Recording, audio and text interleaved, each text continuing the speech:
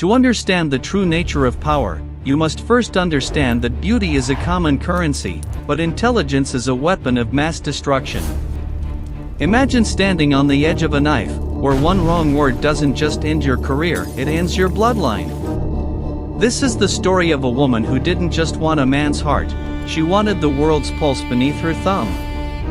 She was the final flame of a dying empire, a woman who spoke 9 languages and played the greatest generals of history like pieces on a scorched chessboard. This is the dark reality of Cleopatra VII, the queen who turned seduction into statecraft and survival into a tragedy written in blood. The air in Alexandria was thick with the scent of salt and the stench of impending betrayal. At 18 years old, Cleopatra wasn't just a princess, she was a target. In the shadow of the Great Library, her father, Ptolemaic, had left her a kingdom that was rotting from the inside out. According to the twisted traditions of the Ptolemaic dynasty, she was forced to marry her 10-year-old brother, Ptolemy XIII. But in the corridors of the palace, there was no room for sibling affection. The boy king was a puppet, his strings pulled by a cabal of eunuchs and advisors who saw Cleopatra's brilliance as a threat that needed to be extinguished. They didn't just want her throne, they wanted her head on a spike in the desert sands. She was driven into exile, forced to hide in the blistering heat of the Syrian borders while her brother's advisors whispered poison into the ears of the people. Most would have vanished into the dunes, becoming a forgotten footnote in history. But Cleopatra was not most people. She understood something that the men in Rome and Egypt often forgot: power isn't given, it is seized through the mind. While her brother played with toy soldiers, she was calculating the trajectory of empires. She knew that the Roman Republic was the only force capable of stabilizing her throne, and she knew that the man leading that republic was currently in Egypt, chasing a rival and looking for a reason to stay. Julius Caesar was 51 years old, a man who had seen everything, conquered everyone, and feared nothing. He arrived in Alexandria expecting a submissive client state and found instead a bloody mess of civil war.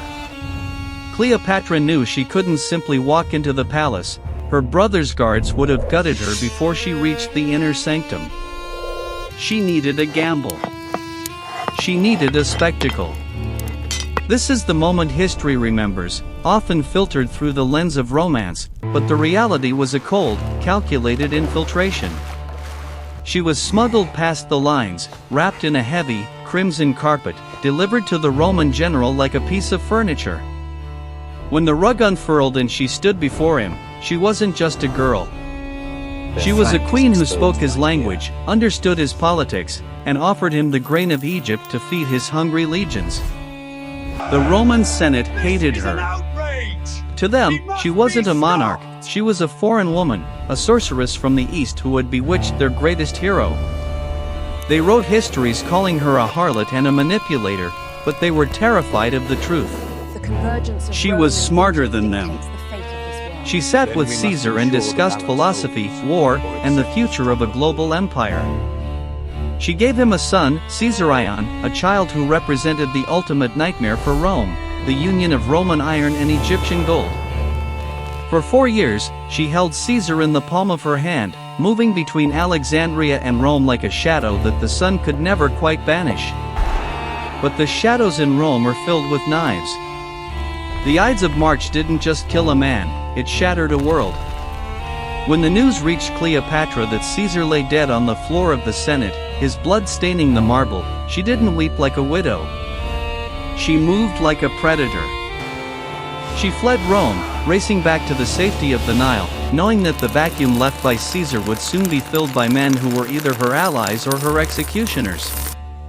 The Roman world split in two. On one side, the cold, calculating Octavian, Caesar's young heir. On the other, Mark Antony, the brawny, impulsive general who commanded the legions of the East. Cleopatra watched the horizon, waiting for the right moment to strike a new bargain. Mark Antony was a man of fire and wine, a soldier who lived for the thrill of the charge. When he summoned Cleopatra to Tarsus to answer for her supposed lack of support during the Roman civil wars, he expected a frightened vassal. Instead, he got a goddess.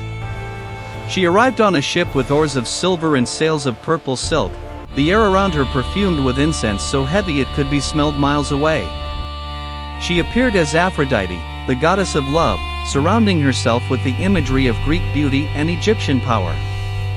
Antony was a man who conquered provinces, but Cleopatra conquered him before she even stepped off the boat. Their alliance was a fever dream of luxury and ambition. They spent winters in Alexandria, founding a society they called the Inimitable Livers, indulging in excesses that would make the modern world tremble. But beneath the banquets and the gold, there was a desperate strategic necessity. Cleopatra needed Antony's protection to keep her kingdom from being swallowed by Rome, and Antony needed Cleopatra's wealth to fund his wars against the Parthians. They were two giants standing on a crumbling bridge, holding onto each other as the world beneath them began to fall away. They had children together, twins, then another son, building a dynasty that challenged the very foundations of Roman authority. The conflict wasn't just about love, it was about the clash of civilizations. Octavian, back in Rome, began a propaganda campaign that would define Cleopatra for 2,000 years. He painted her as a monster, a woman who had unmanned Antony, turning a Roman hero into an Egyptian slave. He didn't declare war on Antony, he declared war on Cleopatra. He knew that by attacking the foreign queen, he could frame the conflict as a patriotic crusade rather than a civil war between Romans. The pressure built until the boiling point was reached at the Battle of Actium. The sea was a graveyard of wood and iron. Cleopatra and Antony brought a massive fleet, ships like floating fortresses, but they were slow and cumbersome against the swift, predatory vessels of Octavian's admiral, Agrippa. As the battle raged, Cleopatra saw the tide turning. In a move that historians still debate, was it cowardice or a cold calculation to save her remaining forces? She signaled her 60 ships to retreat. Seeing his queen flee, Antony did something no Roman general should ever do. He abandoned his men, his honor, and his duty. He leaped into a small boat and chased after her, leaving his fleet to be burned and his army to surrender. The dream of an Eastern empire died that day in the salt spray of the Mediterranean. They retreated to Alexandria, the walls closing in. For a year, they waited for the end, living in a strange, macabre state of grace. Cleopatra began experimenting with poisons, watching how they affected condemned prisoners, looking for the most peaceful way to exit a world that no longer had room for her. She was a woman who had lived as a goddess, and she refused to die as a prisoner. When Octavian's forces finally breached the city, the air was cold with the certainty of death. Octavian didn't want her dead, he wanted her alive. He wanted to parade her through the streets of Rome in chains, a trophy to show the world that the Eastern menace had been broken. The end came with a series of lies. Cleopatra retreated to her massive tomb, sending word to Antony that she had already killed herself. Devastated, the man who had abandoned an empire for her fell upon his own sword. He didn't die instantly. He was hauled, bleeding and broken, up the walls of the tomb to die in Cleopatra's arms, a final, bloody embrace for a couple that had traded the world for a doomed romance. With Antony gone, Cleopatra stood alone against Octavian. She tried to negotiate, tried to use the same intellect that had charmed Caesar, but Octavian was made of stone. He saw her only as a relic of a past he was ready to bury. She fooled him one last time. She convinced him she was resigned to her fate, asking only for a final meal and a chance to mourn at Antony's grave. When the guards entered her chambers later that day, they found the queen dressed in her finest royal robes, her crown straight, lying on a golden couch. She was dead. The legend says it was the bite of an asp, a cobra smuggled in a basket of figs, but the truth is likely a more efficient concoction of hemlock and opium. She had chosen her own exit, denying Octavian his triumph and ensuring that she would remain a queen until the very last breath left her lungs. The aftermath was a systematic erasure. Octavian hunted down her eldest son, Caesarion, the boy who carried the blood of Julius Caesar. "Too many Caesars is not a good thing," Octavian supposedly said before ordering the boy's execution. Cleopatra's other children were taken to Rome, marched in the very triumph she had died to avoid, and eventually faded into the shadows of history. The Ptolemaic dynasty was over. Egypt became a mere province, a breadbasket for the Roman Empire. The gold was looted, the statues were toppled, and the books were rewritten by the victors. But you cannot kill a ghost that refuses to stay buried. Cleopatra's story survived because it represents the ultimate anxiety of the powerful, the fear of a woman who is smarter, bolder, and more resilient than the men who try to own her. She wasn't a victim of love, she was a victim of a world that wasn't ready for her level of ambition. We remember her not because she was beautiful, but because she was dangerous. She was a dark thriller in human form, a woman who played the Game of Thrones and, even in losing, ensured that the world would never forget her name. Think about the risks she took. Imagine the sheer mental fortitude required to walk into a room filled with men who want you dead and convince them that you are their only hope. That isn't just feminine charm, that is the elite tactical mind of a stateswoman. The Roman historians tried to turn her into a caricature because they couldn't handle the reality that a Greek woman in an Egyptian crown had almost brought their republic to its knees. They feared her ninth language, her understanding of economics, and her ability to build a navy from nothing. They feared her because she was the first person to show Rome that its destiny could be stolen by someone from the East. In the dark corridors of history, Cleopatra remains a warning. She reminds us that power is a double-edged sword and that the higher you climb, the more people are waiting at the bottom with their blades drawn. Her life was a series of high-stakes gambles where the price of losing was always death. She didn't have the luxury of making mistakes. From the moment she was born into the royal nobility of the Ptolemies, she was in a race against her own family and the rising tide of Rome.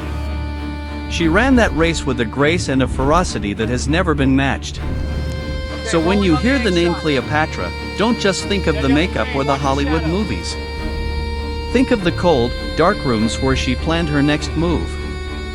Think of the ships burning in the harbor of Alexandria. Think of the woman who watched a Roman general bleed out and realized that her only remaining ally was a snake in a basket.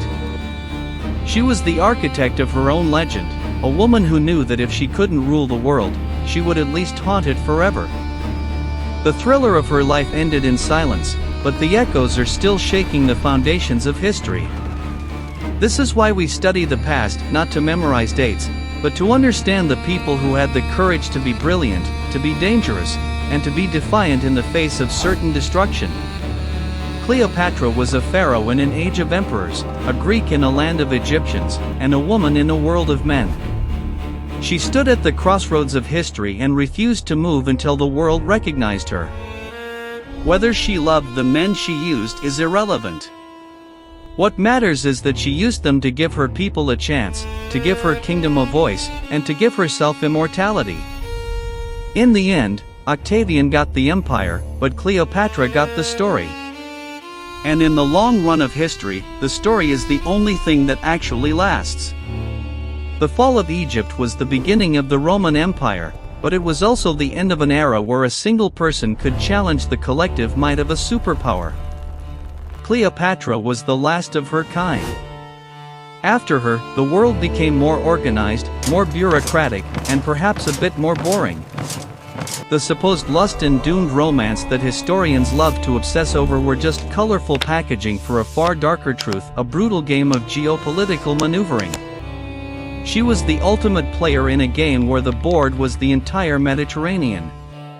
Next time you look at the stars over the desert, or the cold marble of a Roman ruin, remember that the woman who lived there wasn't a myth. She was a breathing, thinking, fearing human being who decided that she would rather die on a golden couch than live in a silver cage. She was the dark thriller that Rome couldn't finish, the conflict that wouldn't resolve, and the risk that almost paid off. Cleopatra VII wasn't just a queen, she was a masterpiece of human ambition, painted in the colors of gold and blood, set against the backdrop of a world on fire. The history written by the victors is always a lie of omission. They tell you she was a temptress because they don't want to admit she was a genius. They tell you she was weak because they don't want to admit how hard they had to work to break her. But we know. We know that in the heart of Alexandria, under the weight of 1,000 years of tradition, there lived a woman who looked at the greatest empire in history and said, "Not today." And even when the today finally came, she met it on her own terms, with her crown on her head and her dignity intact. That is the true dark thriller of the Queen of the Nile. As we look back, we see that the tragedy wasn't her death, but the fact that her vision for a united East and West died with her. Imagine a world where Caesarion had lived, where the wisdom of Egypt and the strength of Rome had truly merged. It would have been a different world, perhaps a better one. But history is a cruel editor, and it cut Cleopatra's story short. However, in those 39 years, she lived more than most empires do in 3 centuries. She was the flame that burned twice as bright and lasted exactly as long as she needed to become eternal. The lessons of her life are still being decoded. In every political struggle, in every high-stakes negotiation, the spirit of Cleopatra is there, the reminder that intelligence, preparation, and the courage to take the ultimate risk are the only things that truly matter when the daggers are drawn. She was the first, and perhaps the only, woman to truly hold the fate of the Western world in her hands. And she did it all while the world was trying to bury her. That is the power of a woman who knows exactly who she is and exactly what she is willing to do to survive. So, let the historians argue about her beauty and her lovers. Let the filmmakers obsess over her costumes and her banquets. We will remember the strategist. We will remember the linguist. We will remember the woman who rolled herself into a carpet to change the world. Cleopatra was the ultimate survivor, the ultimate ruler, and the ultimate enigma. She was the dark thriller that never ends, a story that continues to challenge us, provoke us, and remind us of what is possible when intelligence meets ambition. Goodbye, Alexandria. Goodbye, Rome. The Queen has left the building, but she is still watching us from the shadows of the past.